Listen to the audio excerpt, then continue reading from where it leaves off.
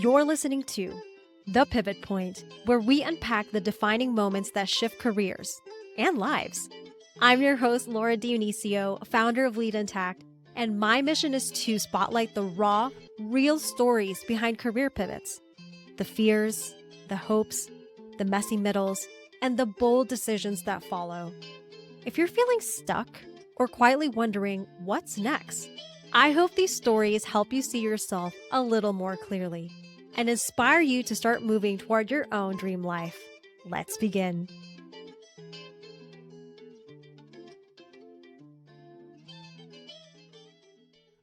Have you ever gone on a trip and just not packed anything?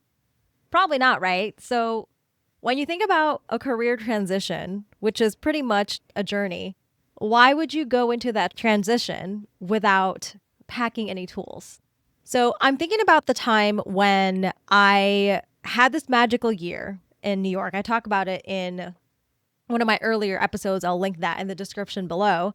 In that magical year, I was living in Southern California at the time, and I had expressed to my boss, hey, I would love any opportunities on the East Coast without any sort of expectation of it being possible. I was just like, let me put it out there. Even my boss was like, you do realize there's no reason for anyone there. And I was just like, I know, I'm just putting it out there. And then at that time, I got a temporary relocation assignment, and I was in upstate New York for supposedly 6 months and turned into a year. But that year was simultaneously the least planned, the least amount of control that I had, because I didn't know how long I was going to be there. I didn't know what the job was. And yet it was the most freeing and just most magical experience ever. And then when it came time to come back, I did ask my boss at the time if I could stay. And they were like, you know what? We'll try to make a case for it because we do still have to work with that vendor on the East Coast, but no promises. And they ended up saying no. I said yes to the desire. I already was just like, I want this thing to happen. You ever been in a situation where you get so stuck on the details that you don't end up taking action at all? I mean, I've been in that situation before where it's taking me a long time to make a decision or even admit what I really wanted because I was so concerned about the how of it. When the truth is, once you acknowledge to yourself, fully acknowledge and say yes to that desire, then girl, pack your bags. Begin to pack your bags as if it's a done deal. You start to plan for it. So I was set that I wanted to move back to New York. And because I was set on it and I was open and I was sharing about my life to friends, I ended up getting 2 job offers. And one of them was more aligned with what my background was, what my experience was. And the other one was the vast unknown. You know what I did at the time to help make my decision? I basically used my engineering background. There's this activity called the trade study matrix when we're evaluating different concepts or different solutions to a problem, let's just say. It's basically done in a spreadsheet, at least the way I've done it in the past. And you basically list out all these factors that are important to you, and then you assign value to it, and then you assign weighting depending on how important the thing is. You probably are like, what? You did the what and the who? Exactly. Way too complicated. That was not the right tool to use to help me make a decision. The other thing I did was ask advice from a bunch of people. I asked my parents, I asked my aunt and uncle, I asked my cousins, I asked my friends, and I will never forget. One friend was like, Laura, I know you. Do not spreadsheet this. I didn't listen at the time, but she said, do not spreadsheet this. Just listen to your heart. What ends up happening based on my own experience, listening to clients of mine and even friends who are going through career transition, it's that, and again, I'm guilty of this too, we get so caught up on being overly prepared that inadvertently, what we pack in our suitcase, so to speak, to go on this career journey are things like fear, things like doubt, things like feeling of obligation and guilt, like, oh, I can't leave this company. I just started this team and they're relying on me. It's like if you saw your career journey like you would a vacation, what would you actually pack? to prepare yourself? Probably not those things. But I think what ends up happening is we aren't aware that's what we're doing. We're not aware that, like, oh, what do you mean fear and obligation is a tool? It is a tool, may be helpful in other situations, but it's definitely a component of your decision-making skills. So what I wanted to share today is what I learned the hard way is I ended up developing a set of tools. Now, originally, the context of these tools, I had come up with it for how to become a better leader. And at the time, I was very much climbing the corporate ladder. I cared about that kind of thing. But I recently reconnected with this, what I call the lead and tack toolbox, and realized this doesn't just apply when you're a leader in corporate. It actually applies to any moment in your life where you have to call forth that inner leader within and decide what tools you're going to use to proceed forward on your journey. This lead and tack toolbox is a freebie. I'll put the link in the show notes. There's basically 5 components to it. Okay. So think of yourself, first of all, think of yourself as a leader, right? You are the leader in your life. And specifically, if you're listening to this, you're probably like, I just need some career advice.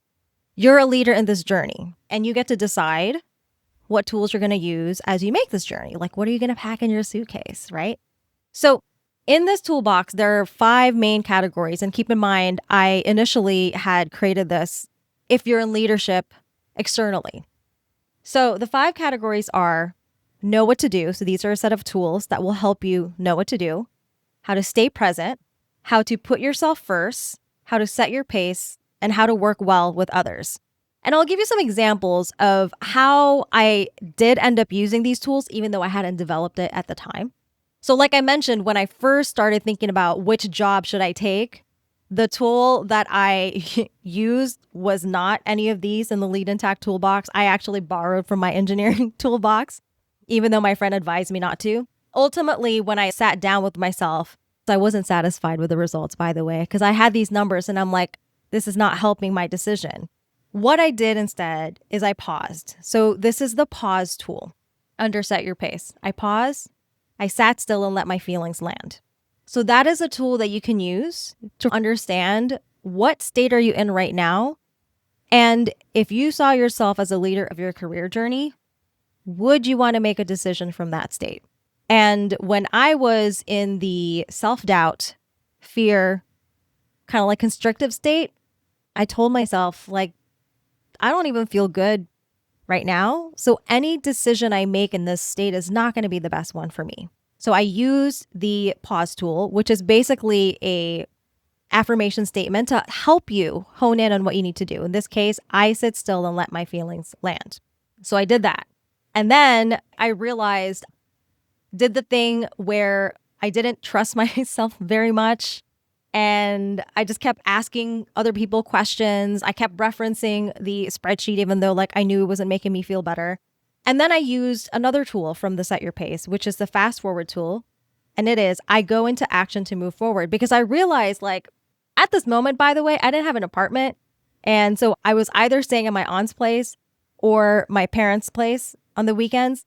And my 2 cats were living in an empty apartment by themselves in New York. Thankfully, I had a friend who was looking after them. So I was just like, I can't just be slowing down. I can't sit still. Like, I'm glad that I paused because I also didn't want to take erratic action, but I can't just sit around in indecision. So then I used a tool from the Know What to Do category called Faith Tool. I have faith in myself to take the next step forward. And what this looked like for me is reminding me how I even got the 2 job offers to begin with. I just followed the nudge to go talk to 2 of my friends. I didn't talk to them for the sake of trying to find a job, but that's what happened. So I just remembered, that's right. I can have faith in myself. And then the other thing that I was starting to be in my head about is because I had just gotten the best performance review out of all my time being in that company. And in a way, I was kind of feeling guilty. I was like, oh man, I was the point person on this program. The other engineer on the team isn't even on site. So like if I leave, then I will be disappointing everyone. Does that sound familiar? Is this you? Are you feeling a sense of guilt when you think about leaving your position that's preventing you from actually moving forward? Well, I'm here to tell you, and I say this with such love and kindness because, again, this was me too. Sometimes our fear likes to dress up as a feeling of obligation because it keeps us safe, quote unquote, and stuck in our familiar situation. So if this is you and you're feeling a sense of obligation or guilt, just ask yourself, if I wasn't feeling obligation or guilt, if I knew that things were going to be okay for the team I'm leaving behind, the company I'm leaving behind, what would I want to do? And for me, I felt a combination of fear and excitement. And that's how I knew. I'm like, oh, okay. In my case, I was using guilt and obligation to mask my fear because I'm like, I don't know what life is going to be like if I leave this comfortable known career path. And so in this case, I use the Story Buster tool. This is my favorite tool, by the way. It basically keeps me honest. So this is part of the stay present category because sometimes when we worry, usually it's because you are future projecting or you are thinking about the past when you've made a mistake or something like that. But what's really helpful is to stay present. And in this case, the Story Buster tool is I use fact and truth to bust the story I'm telling myself. So in my case, the story I was telling myself was, oh, if I leave, I'll be letting the team down. Oh, but like this is the best performance rating I've had in this company. It would be a disservice to myself if I didn't stay. That was the story I was telling myself. But the fact and truth at that time was I was scared. I was scared, especially when I thought about the other job. So one job was more related to my specific field at the time. The other job was leaving engineering for a role that was not even clearly defined. That scared the shit out of me. But you know what? It also made me really excited. So the fact and truth, I'll be fine. I have 2 job offers. Another fact, the team's going to be fine.